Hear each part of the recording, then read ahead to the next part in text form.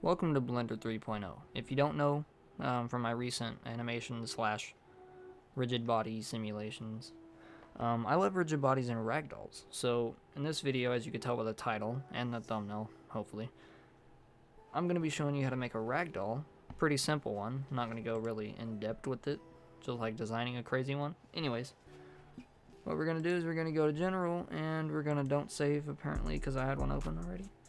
And we're just going to make a simple one with the cube. We're going to scale this down so it's not so huge. Okay, so what you want to do is you want to go to the physics tab with the cube selected. You're going to go to rigid body and make sure it says active right here. And you don't really have to worry about the weight unless you want to. I'm not going to in this tutorial. But you're going to zoom in. You can also press the dot on your numpad. If you don't have one, I highly recommend getting a keyboard with a numpad on it. We are going to go to add, we're going to go to mesh, and we're going to go down to cube one more time, and we're going to press G and Z, scale it down to about here, I guess. We're going to press S and then Z to scale it up in the Z axis, and we're going to drag it up. We're also going to scale it down just a tad more, and you want to make sure you're selected on this view right here. And we're going to make sure there's a gap between every limb on this ragdoll, and if there's not, then nothing will have room to move. So now that that's a thing, we're going to do rigid body on this, and I'm not going to go in depth. There's probably an easier way to do this, but I'm just going to duplicate all of this.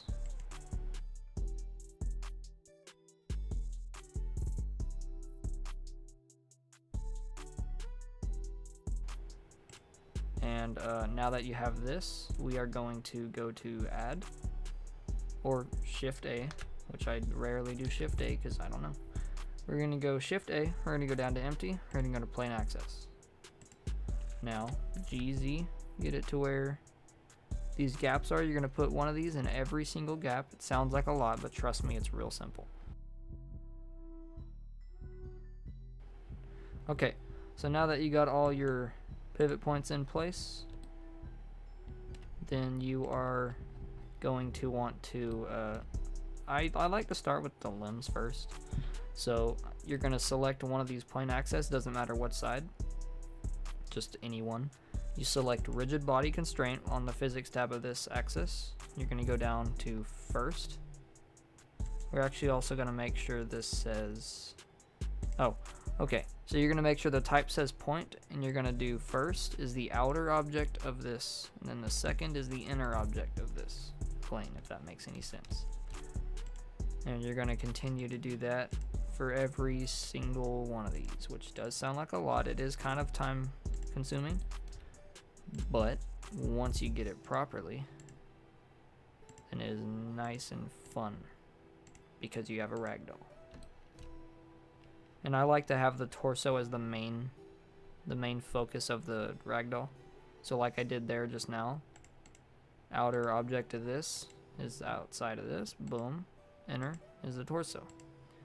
Then you're gonna do the neck, head is the outside, torso is the inner. Okay, now once you have all those done, you can Control S to save. We're gonna save this as ragdoll because that's what we're making, and we're gonna save Blender file just so if you try to bake anything it doesn't mess up. Also, before we bake, we're gonna add a plane. Go to shift A, add plane, scale it up a good size and maybe lower it so the ragdoll will fall a tad, not super much, but oh well, doesn't matter. Now you go over here to the scene properties, you go down to rigid body world, make sure that's selected. It should be if you have rigid bodies on here. But you go down to cache and you click bake. Now that will bake the rigid body simulation, and hopefully if we've done this right, it should be a ragdoll. We didn't put collisions on the floor. So if you caught that before me, good job. You can comment down below. I suck. Thank you. Passive. Make sure this says rigid body passive. Boom, you're done.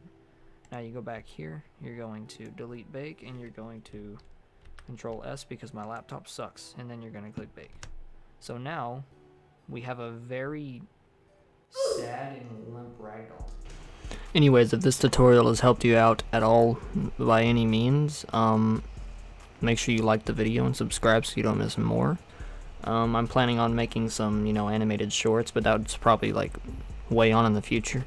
Anyways, if you enjoyed the video, like it, like I said, and yeah, see you in the next one.